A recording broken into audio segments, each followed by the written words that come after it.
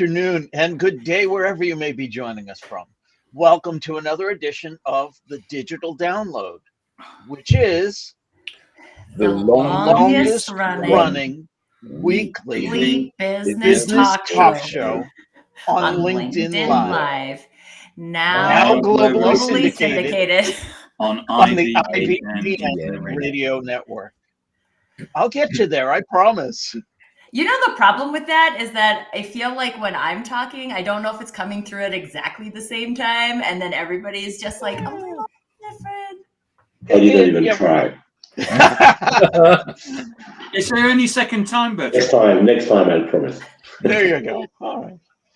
So today, we're leading with positive intent. We have a special guest, Nicky Russell, to help us with the discussion. Chief Strategy and HR Officer at Mavic Ventures. I keep wanting to call it Maverick Ventures. Mavic Ventures. Nicky's role is not just strategic, but also deeply involved in human resources, where leading with positive intent is crucial for fostering a productive and positive workplace culture. But before we bring on Nicky, let's go around the set and Wow. Before we bring on Nicky, let's go around the set and introduce everyone. And while we're doing that, why don't you in the audience reach out to a friend, ping them, and have them join us. We strive to make the digital download an interactive experience, and audience participation is highly encouraged. All right. So with that, introductions. Tim, would you kick us off, please? Certainly. Welcome, everybody. My name is Tim Hughes. I'm the CEO and co-founder of DLA Ignite. And I'm famous for writing the book, Social Selling Techniques to Influence Buyers and Changemakers. Thank you very much. Welcome. Thank you. Bertrand, welcome. Yeah, welcome, everyone. My name is Bertrand Godillot. I am the managing partner of Odysseus & Co. And we specialize in social selling and basically leveraging that the growth that it represents for companies. Excellent. Thank you very much. Tracy. Hello, everyone. I am Tracy Borison, founder of TLB Coaching and Events, where we're all about the marketing side of things and how maybe social selling can help marketers, not just sellers. And that's me. I'm in Canada. Excellent. Thank you very much. Adam. Hi, everybody. I'm Adam Gray. I'm Tim's business partner and also co-founder of DLA Ignite. Thank you.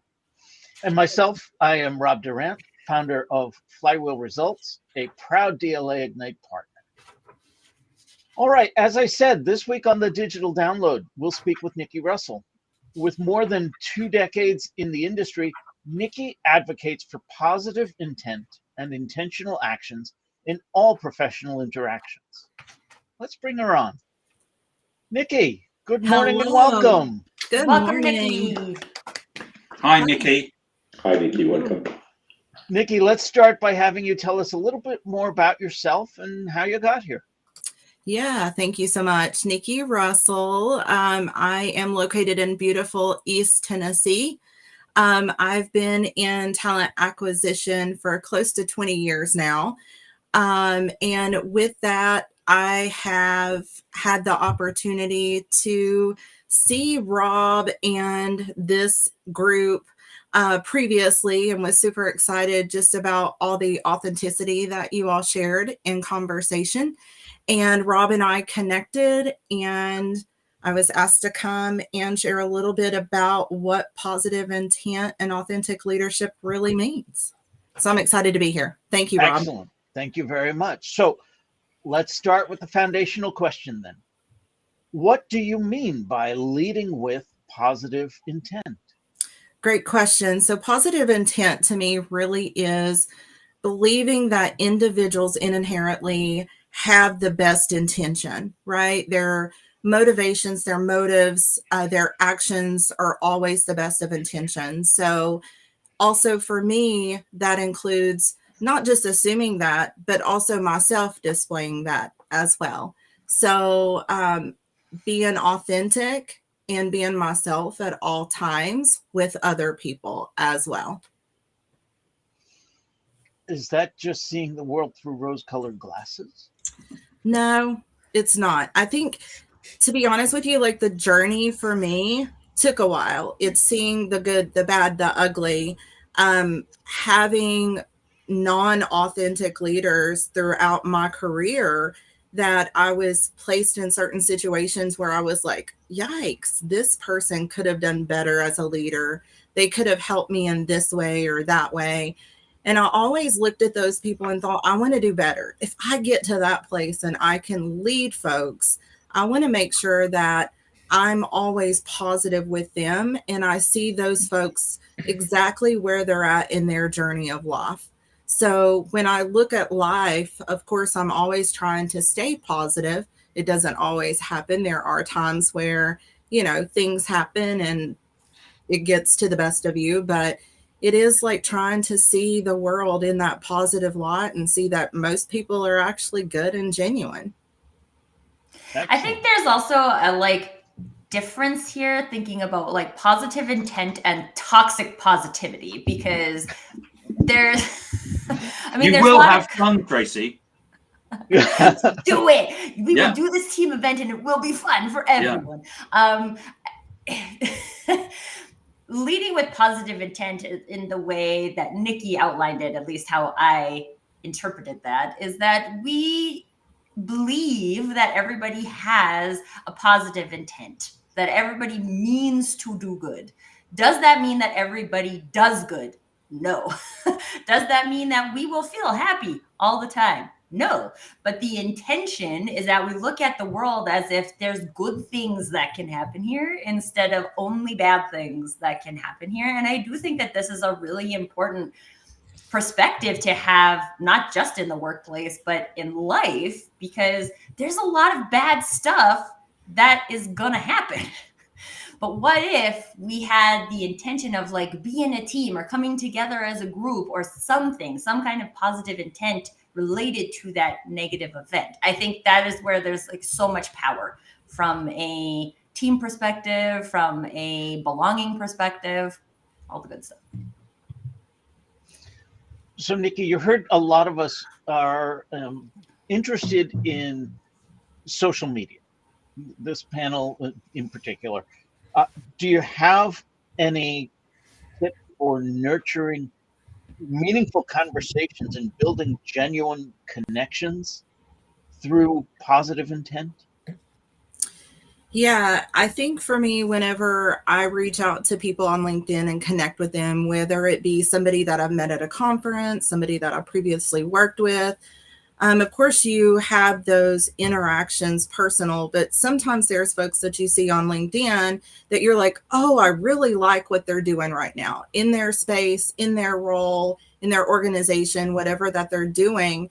They seem pretty interesting to me. I'd love to get to know that person. So I think for me, even when I reach out to those individuals, it's more like, hey, I don't just want to connect with you. I would love to connect with you. Grab a coffee chat. Let's get to know each other.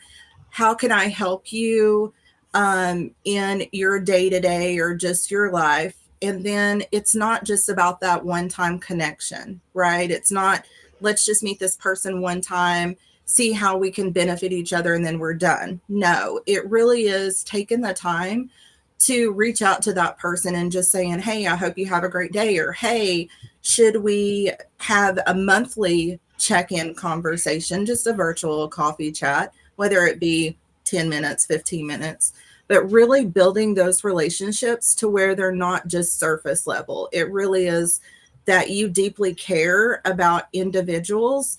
And I want to be very clear in saying that that sounds like you can just have 5,000 network connections and talk to everybody every month and interact. No, it doesn't really mean that. What it means is that I always explain to people, my positive intent is that I'm here for you. So we also have to set boundaries in our journey of life, which means that if at any time you need somebody, if you need just that person to say, hey, I've had a bad day, can we chat about this? Or Nikki, I have a question about this. I'm that person that it's okay to reach out to, right? So even though we don't interact on a monthly basis or a weekly basis, I'm still here. I'm still part of your network. It is truly genuine and authentic. And I promise you, whenever we see each other in real life, you will get that big Tennessee hug. Nikki, I always like to tell my digital friends that I am now your friendly neighborhood marketer. And if you have like marketing questions that you're like, I heard this, but I don't know if this is really real, like come and ask me that, because now you know somebody who you can ask. And I think it's really interesting for me because, like you said, it's not like we can have this week. I am up to 11,000 followers on LinkedIn, and I can't have 11,000 meaningful relationships with people on a monthly basis. I can't do that. But when you open up the door to say, like, you're invited in to this, like, I have some people who have like open permission to use my coffee chat link, right? Like, do you want to use this monthly? That would be great. It adds value to me. It adds value to you. Some people don't get that. Some people, it's chat things. Sometimes it's in-person things. And there's like lots of different ways that you can build a relationship with a person. It doesn't necessarily have to look exactly the same. And also from an authenticity point of view, I think it's also important to note, like, I've had coffee chats with people where I've been like, I'm never going to have another conversation with you again. And I think it's important to have that permission for yourself to say, like, we're the French. No, actually, I get along very well with French people. Maybe it's my Canadianness. I'm like used to that. But it's like, there's just the people who you don't vibe with. And sometimes in the digital environment, you can't know that until you have a conversation. And I think it's also okay to say, maybe not, I mean, I hung up a Zoom call on someone the other day and then like promptly blocked them from my network. So I was like, wow, I don't want people to think I'm connected with you. That's bad for my reputation. That's also okay to like maintain our boundaries that way, because this is also, I mean, especially the way that a lot of us on this panel look at social media, this is my reputation. This is my reputation as a human. And I feel responsible to maintain my reputation in a specific way. And if you don't fit that, then we might not be long-term digital friends. Yeah, those are great points. And I think too, one of my favorite things about social media too, is I often hear, you know, as we're portraying ourselves on social media, when I meet somebody in real life, one of my favorite things is that I hear people say, you're exactly to the point as how I thought that you were, because you portray yourself how you do on social media. So to me, that's really important. Like, you'll hear me say, even as I speak, I use the term folks a lot. So I type that word a lot. You know what I mean? So people get that and that true genuineness and authenticity. So it's really important to just be yourself at all times on social media and not try to be anybody different. Actually, I have a question about that. You go. Yeah, I was just going to say, we spend a lot of time kind of hand-holding people through the process of becoming more open and authentic. You know, we've come from an era where people's lives were very compartmentalized. So, you know, here's me at home, here's me at work, here's me with my friends, and these would be different people. And you know, we spend a lot of time encouraging people to share more stuff. You know, to let me see what you do at the weekends, because actually maybe you love the guitar as well. And then there's something we've got in common and we can have a conversation, and you know, it helps build that rapport and that relationship and help you to really get to know somebody. You know, like you said about, you know, a big old Tennessee hug. You know, actually you want to be in a position where the people that you are interacting with are people that you know well enough that you don't have to walk up and introduce yourself. You can greet them like an old friend. But what we see is that people have lots of barriers to overcome to behave in this authentic way, and some don't. Some people they have a very nasty habit of oversharing. Now, you know, you've got some awful things going on in your life at the moment, and it's fine to share those to get support from your network, but not every day. You know, every day I don't want to hear how awful things are, and particularly as a Brit, because, you know, in Britain you meet someone and say, "Hi, how are you?" And there's only one answer: fine, how are you? Nobody ever responds, well, actually, you know, things aren't very good at the moment. Yeah, that's just not the done thing. And I think that there's a balance to be struck. And how do people find that balance between authenticity and oversharing or being too personal? Yeah, I would have to say that social media doesn't have rules, right? So each platform that we're on doesn't say you can say this or you can say that. So on LinkedIn, it's supposed to be a professional networking connection site. But as to your point, Adam, you often see folks being authentic, sharing things about their family. And that's just the way that we get to know them on that level. I would agree. I also am not the type of person where I like to read just negative things constantly, but I also will tell you that if I see somebody that I'm connected to on LinkedIn, personally, like sharing those things, that also lets me know I need to reach out to that person.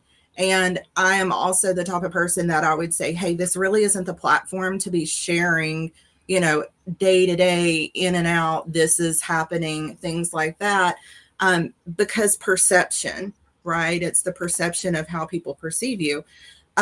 So I'm looking out in the kindness of that person to let them know that, this is how you're being perceived, or you could potentially be perceived in this way. And maybe this isn't the specific platform to be sharing that information. But I don't think until there's rules set or anything like that, which I don't think there ever will be, we're going to continue to see things like that. I think we just have to always assume positive intent and continue to shed more kindness and more authenticity for ourselves and for others to overshadow any of that negativity that we may see on there, so that we're not scrolling through and filtering those things. That was actually my question, Nikki, was that like, how can we improve that with positive intent, right? And I think like a great example is when you actually have gotten to know someone quite well, and then they post something that is maybe like, oh, this seems like out of character for this person. Maybe I should check on them. And people who may not know them may not get that, right? Like may not have seen them, right? The first post that they see. And so I think positive intent from a like consumer perspective can be really helpful on social media. And I also think it's important for people to remember that if you don't want to see it, then scroll past it. Yes. Yeah. You don't have to read the negative posts. I have a friend who's been like in and out of the job search a lot, right? So there's like excitement when he's got a job, and then like kind of not so much when he doesn't. And I mean, I can understand that from a human perspective. I can understand the emotional struggle with that, but sometimes it's actually hard for me to read those posts. And so I don't. Yeah. And I think there's a lot of like personal curation powers that people forget that they have on social media.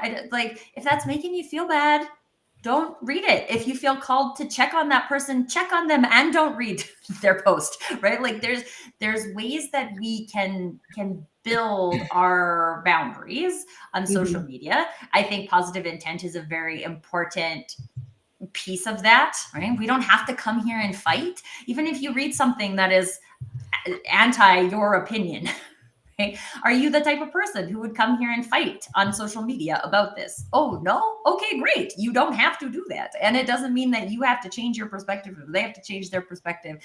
Again, I think a lot of this, when we ground it in positive intent, it gives us that perspective to make decisions in a more authentic way. See, where you're wrong, Tracy, is Rob always tries to do this to me, except unfortunately for you, Rob, I leave with positive intent, and I know that you're being the devil's advocate. as the self-ascribed LinkedIn police, it is my duty, my sworn duty, to tell you that this post is not appropriate for LinkedIn. I cannot simply scroll by it without policing it. That's my how does that make you feel, LinkedIn police? Does it make you feel happy and empowered, or does it make you feel stressed out? Yeah. As I said before we came on the air, don't feed the trolls. I mean, this is the interesting thing about trolls, though. Trolls will find things to feed them. That's That's right. what trolling is. They'll never go hungry. And it's also like, I can't remember if I've shared this instance on the show before, but I think it was like 2 Octobers ago.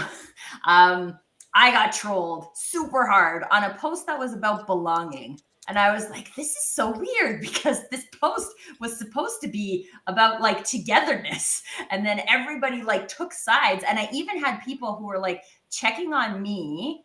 I did not handle it emotionally well. I felt like I was so confused of like what's going on. I was trying to like explain myself to people for like 2 hours. And then finally I just deleted the post because I was like, I'm not dealing with this. And then I had people who were like, oh, you should have told me. I would have come to you, or like I would have come and backed you up. And I was like, no, this was not the point of this. The whole point was to talk about togetherness. That's not what happened. There was a group of people that took it in a direction it was not meant to go. And I deleted it because it's my post. Okay. And so like, that wasn't the intent. That is what happened. And other people decided to use it for a platform. Their opinion. If they want to use their own post as platform for their opinions, that's fine. But I deleted mine. And honestly, I felt really terrible about the whole situation for about 48 hours. But I think it's a really great example of how we do have the power to do those things. And if it's doing something bad for our mental health, then I think people should. I want to get to some of the comments from the audience. We've had a lot of engagement, and I apologize. We didn't mean to ignore any of it. So Mark Howison checks in. Nicky Russell, is it true that East Tennessee is where the weather forecast is made up and the seasons don't matter? Mark is our resident jokester. Yes. So coming from, we had 76-degree weather over the weekend, and my boys were out on the jet skis till we actually had snow yesterday. Anything can happen here in East Tennessee. So we just refer to it as buckle up, buttercup, and keep going. Couple of more comments to share. Andrew Slesser checks in. Good morning. Good afternoon, Andrew. We're told that Andrew waves back. Well, we can never see him, Nicky, because he's and we've never had Andrew on this show, so he can actually. He's welcome to come on. Not for a lack of invite, that's for sure. Yeah. He's actually going to be on my music podcast, video podcast, in 2 hours. I see how it is. Oh, okay. Nice. So I'll wave from him at him from the comments. There we go. Great plug, Adam. There we go. Will Shorten checking in. I agree, Tracy. It's called choice. What to read, how to react. No, sorry, Will. Again, you're wrong. I am the police. It is my sworn duty to police them. Yeah, he is right to a point in the sense that, to validate what Tracy was saying too, is that, you do have the choice. You can spend time either on social media or step away from it. If it's not good for your mental health, take a break, right? There's so many folks right now in the job market that are looking for things. And if that is their full-time job, is looking for a full-time job, you could only imagine all the stuff that you're seeing on social media. So to be able to like take a break from that, pick up the phone, call your Nicky Russell or whoever that you need to, those things are important, right? So I love that you said that, Tracy. It's a choice. Absolutely. But I want to briefly touch on this like mental health break from social media, because if I think if people take that and it's good for them, I think that's good. I also think that maybe it's a little short-sighted about what social media could be for you, right? Could social media be good for your mental health? Maybe the way it's currently curated, it's not. So you want to take a break. Maybe you want to curate it in a different way. I think there's some opportunities there that potentially people are missing. Because personally, like this, there's a reason I get up at 7 o'clock in the morning to do the show, right? Like I get good vibes from it. I think people who come in the chat and watch over and over, like they like what they're seeing. It helps them feel good. It makes them feel like they're with their people. And there's the opportunity to use social media for that, to create that for yourself, and not just to see all these hard things about the world that make you feel like you're not good enough or things of that nature. couple more comments I wanted to make sure we addressed. Jamie Taylor shares, in the words of Colonel Sherman T. Potter, he was a character in the sitcom MASH. Mm-hmm. If you ain't where you're at, then you're no place. Being your authentic self is important for sure. Love that. Jamie goes on to say, that being said, I can see it being very important not to give away too much of yourself. The fear of someone building a parasocial relationship is very real. I wonder what Nicky has to say about that, which aligns with the question that I have for you, Nicky. What are some strategies for setting boundaries when maintaining openness and authenticity? Yeah, once again, it's really about meeting people where they're at in their journey, right? And also understanding, as a person who is always leading with positive intent and being authentic, to me, is really understanding what my personal boundaries are too. So I always tell people, look, it's like the 50-yard line. Like, I promise if you show up to that 50, I'll show up to that 50. Right? Like, you give your 50, I give my 50, but there are going to be days where you have weaknesses and I have to meet you at your 25, or, you know, there's weaknesses that I may have that you're going to have to meet me at my 25. So that's always being like authentic in that sense. So I think for me, it's really about making sure that we are always there for folks, but setting those boundaries to say, look, here's where I'm at, here's what I need, and understanding that those boundaries are important. Oftentimes I tell my team that, you know, think of yourself like a bank, right? You can't continue to give out, to pour money out of your bank without putting money back in. So it's important to take that time to give yourself the grace and love back so that you can give that back out to other people too. So let's talk a little bit about leadership and positive intent. Mm-hmm. What are the biggest challenges leaders face when trying to lead with positive intent, and how can they overcome them?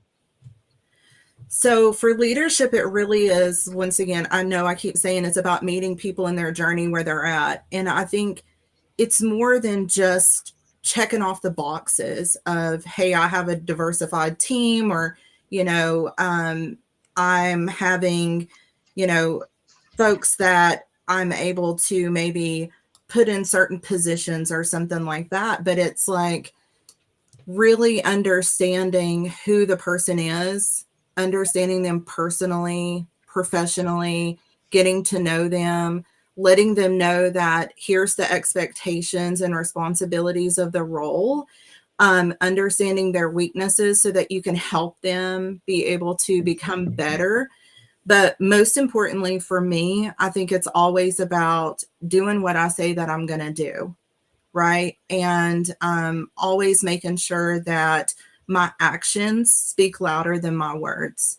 So even though I tell you that I can do this, or I can do that, or I will do this, or I will do that, or I'm this type of person, it's those actions and how you show up to your team.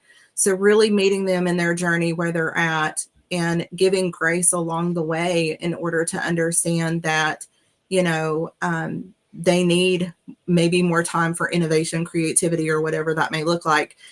To me, that's really what authentic leadership is. It's understanding your people. Now, Nicky, Oh, go ahead, Tracy.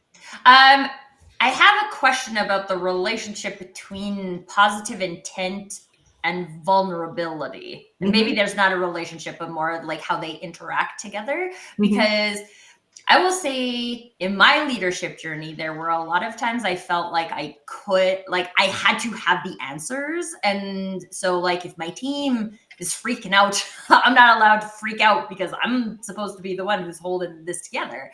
And I think that from a mental and emotional perspective can be very hard on leaders. So while I am 100% on the positive intent train, how do you recommend that leaders balance that with vulnerability, in that, like, we're not superhuman, we don't have all the answers all the time? So I always tell people, if they ask me and I don't know the answer, I'm like, look, I may not have the answer today, but either we can work together as a team to figure it out, or I will find that answer and bring it back. Right.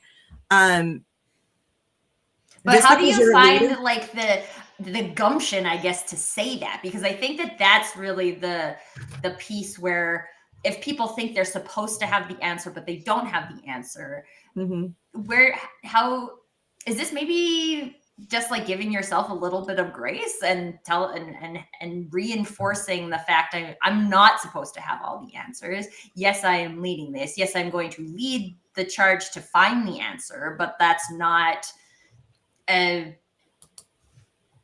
immediate gratification thing. Yeah. So I would much rather have the right answer for my team than to give the wrong answer and them fail. Sorry, not sorry. Right. Like, so it's not instant gratification. It's more like I want to make sure that I'm doing right by my people and making sure that I'm giving them the tools and the information to be successful in whatever question that they're asking. So yes, to your point, I do think as a leader, it is giving yourself grace and understanding that early on in my career, I did have that happen. I was like, wait, what? People are asking me questions and I'm supposed to know the answers and I don't know the answers. So do I just give them information and it's wrong and it backfires? No, I'm not going to do that. I'd rather just tell people, hey, I don't have the answer to that, but I will get the answer or we can problem solve it together. One of the things that I like about problem solving with my team is also the fact that they're learning and they're growing too, right? And they're learning the strategies that I use in order to learn something or, go out and problem solve situations. I do feel like it's effective to my team to allow them the opportunity to see those things. And then we often talk about it later. I'm like, so what did you learn? This is what I learned. So I think being vulnerable, it's been worth it for me in my experience. And that goes back to being authentic. We have some additional great comments from the audience. We'll bring them on screen. Riley Curl says, glad I could catch this conversation. Interesting points. Give to others, but don't forget to fill your own bank too. Completely agree. Thank you, Riley. Thanks, and Riley. then we have Flo Labrado. The positive intention may mean assuming that each person is doing the best they can and that I am doing the best that I can. When there is a gap between what is needed and how we show up, we can use leadership skills and the leadership process to stretch potential and help one another level up to it. Great insight, Flo. Thank you. Nikki, I wanted to ask you, sometimes as leaders, we have to have those difficult conversations. What strategies do you recommend for maintaining authenticity while managing a difficult conversation or feedback session? So I always go into conversations understanding that there is kindness in giving constructive feedback, right? And what I mean by that is that if I continue to let somebody do something wrong, then I'm of disservice as their leader to help them continue to fail. My goal as their leader is to help them be the best version of themselves that they can be, and that they have all the skills and tools necessary to be successful in their role. Because it's not just about where they are today, but where they're going. And I, as their leader, should understand where they want to go, right? They should have goals. We should have already talked about those things.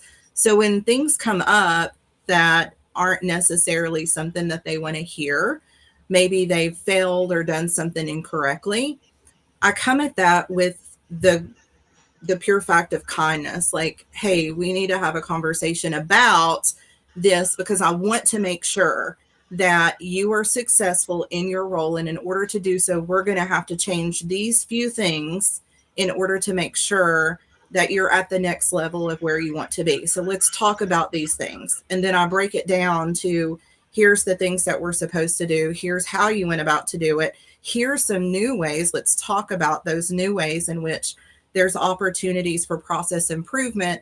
But then also it's important to let them know that even though you make a mistake or you do something wrong, you're not going to learn how to do this all on your own.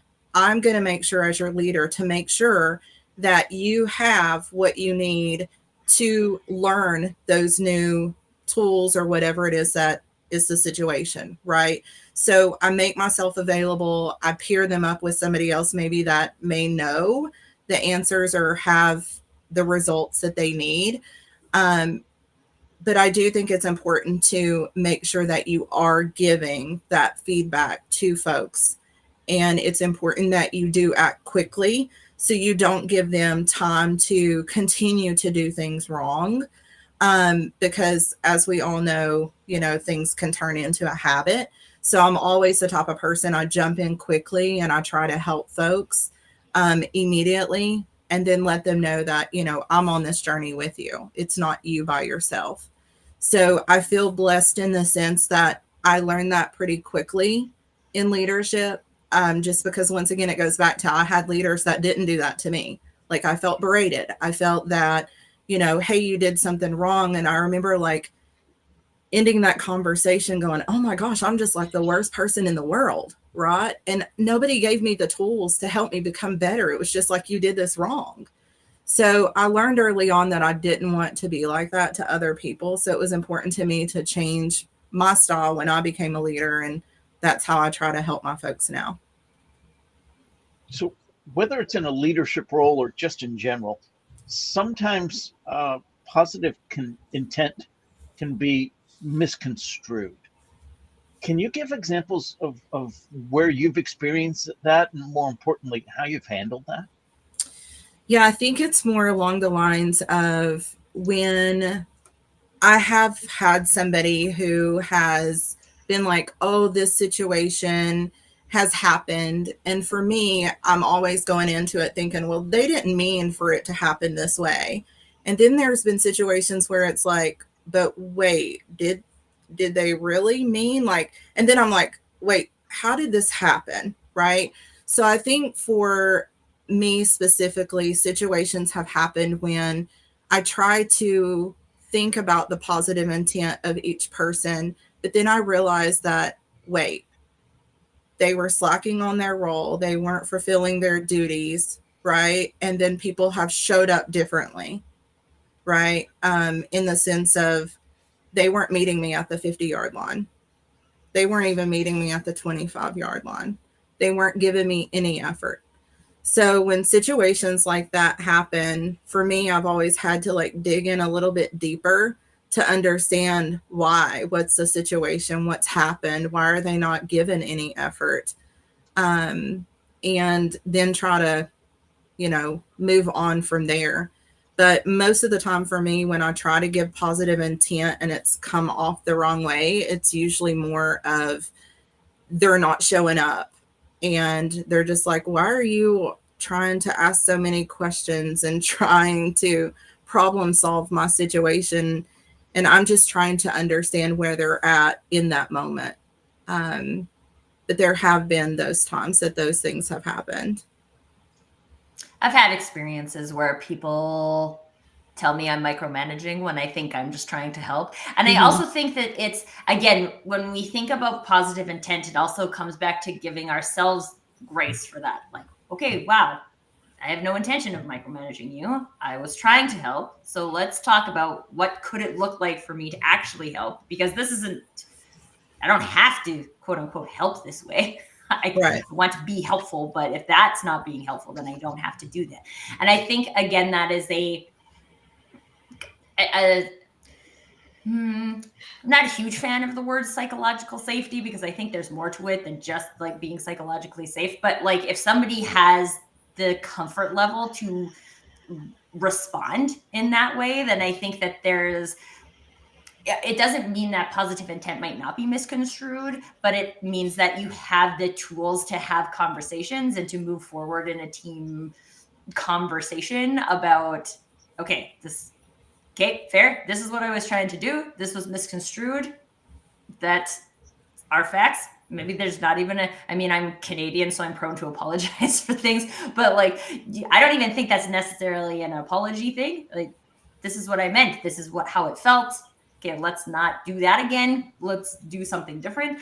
And I think that's like a self-awareness, self-development skill that people either have or don't have as leaders, which I think from a leadership perspective, we should talk about more as like the skills it takes to be a leader, instead of, hey, you've been in this department for 10 years, so now you're ready to be the leader. There might be more to it than that.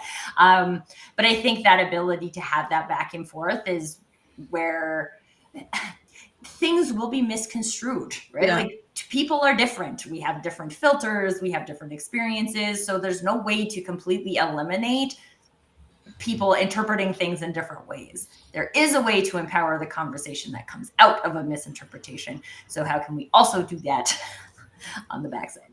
Yeah, I think building that trust and rapport is what's really important, and doing it early, right? But to your point too, I do think that when it comes to leadership, I want to be very clear in saying that I do not think that you have to have a specific title to be a leader. I don't.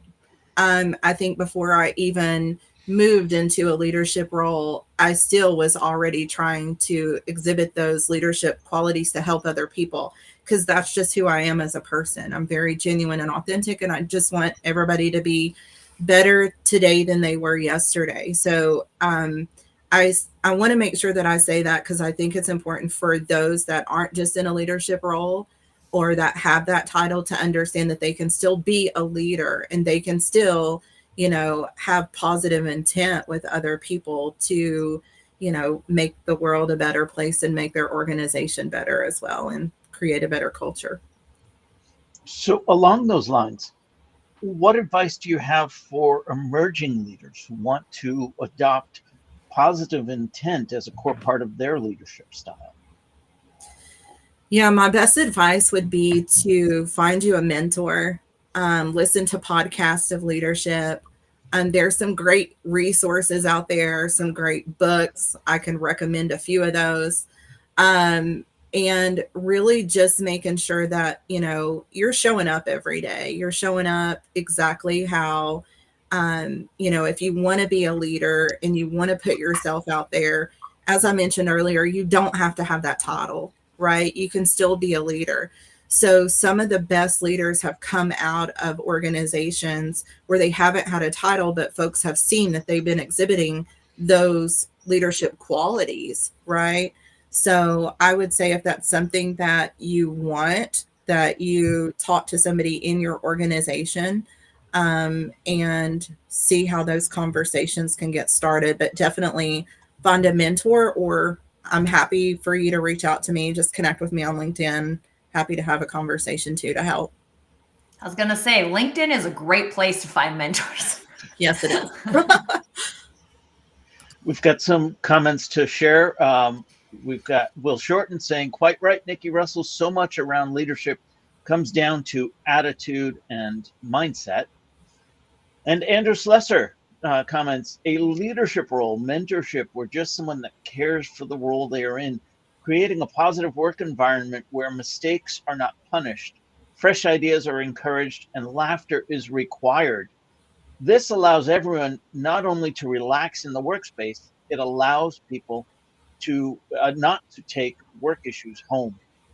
And Will clarifies, I would recommend Turn the Ship Around by David Marquette and his take on intent-based leadership. Thank you for that, Will. What I need is one more book I won't read.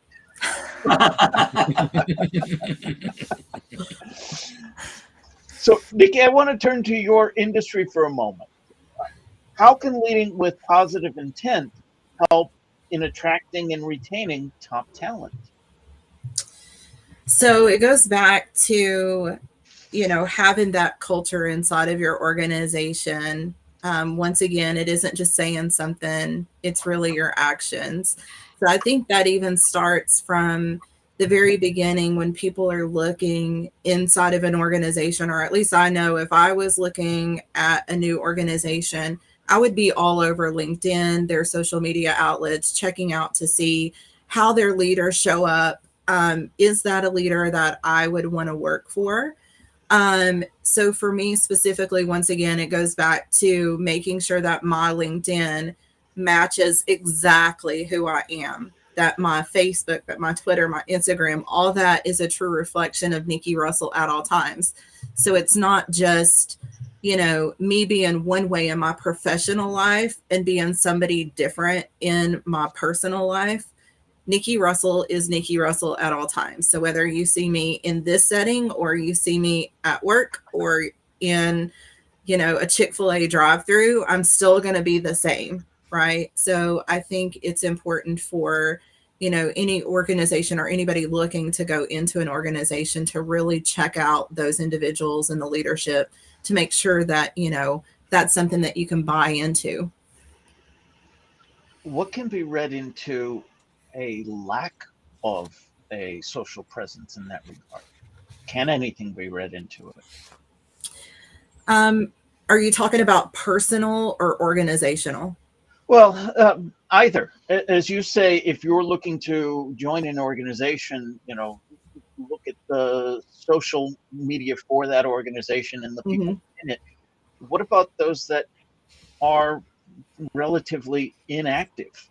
Is that telling me that they're not leading with positive intent, or am I overthinking it? I think you're overthinking it. I think for me, if I was having a conversation with an organization, I would be asking more questions. And I do think, being that I've been in talent acquisition close to 20 years, one of the things that I will tell you is that people often get really confused about what that interview process is. It's not just for an organization to interview an employee to ask questions. It's also for the employee to ask the potential employee to ask the employer questions. That's also very important. So if things to you such as social impact or environmental impact or, the leadership, you can ask those questions during your interview process. And I highly encourage it because you want to make sure that you know that organization prior to joining it, right? But oftentimes people get that confused. They're thinking it's just a one-way street, and it's not. The employer-employee relationship is two ways. We have another comment from Flo Labrado saying, love that, Nicky. Integrity and congruence between who we are and how we show up everywhere, in person, online, draws people to trust our leadership. People do not like leaders they cannot trust. Absolutely. Facts. I would agree. Great point, Flo. Is there an ROI to leading with positive intent? Ooh. I think so. I think that, you take a look at like your attrition and retention and the ability to be able to, back to your point earlier, attract potential employees into your organization. I would hope that folks really enjoy working with me. They say that they enjoy working with me. I have a huge presence when I go out to networking events. And to the point earlier, I always hear people say, Nicky, you're exactly the same as you are on social media. And I would hope that me being Nicky Russell and always wanting the best for every single employee and everything that I'm doing inside the organization, because my goal is to make the organization the best that it can be. And part of that is leading the team to make sure that that's possible. So ultimately, there is an ROI in that your employees are performing at top level. If you are giving them that authentic and that positive intent at all time and encouraging your employees to be better and better day in and day out and being in a culture where they can, have trust, they have that empowerment and autonomy to be able to work. Who wouldn't want to work in an environment like that? So I definitely feel like there's an ROI. I also think that there's like an opportunity ROI, even from an individual perspective. So I'm thinking about the way I approach social media, right? Positive intent. I'm trying to connect. I believe connections solve problems, and the more connections we make, the more problems we can solve. And that intent has led to like so many different, like me being able to connect these two people over here and they can go over there and solve that problem. There's a lot of opportunity that gets created from positive intent. So I think while it may not have a like hard ROI number, there's also an ROI associated with that. I also think from the softer side of things, there's an energy ROI of leading with positive intent, right? You put more positive energy out into the world. And I don't think that hurts the world at all. So even if you're looking at that from a corporate perspective and how it contributes to culture, or you're looking at how that contributes to your experience on social media, or it looks like how you contribute in your community or in your household, it has a positive energetic ROI. So just to throw a little bit of woo in there. Just a quick question, Nikki. Do you think it's possible at all to build a great and performing team without positive intent? Do I think that I could build one without it? Is it possible at all to build a great team and a highly performing team without a positive intent in the first place?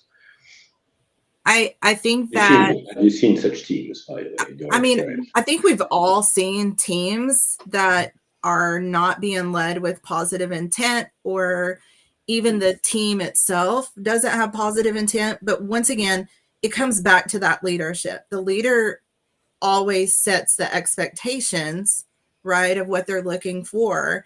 And I do believe that saying that early, exhibiting that often, and also showcasing that in just your actions is what's going to make the difference. I think that, unfortunately for me, I've been in teams where there hasn't been positive intent, and I feel like I'm the only one there going, what is wrong with like, come on, like, you know, we're on a Zoom call and everybody's just like, what are we talking about?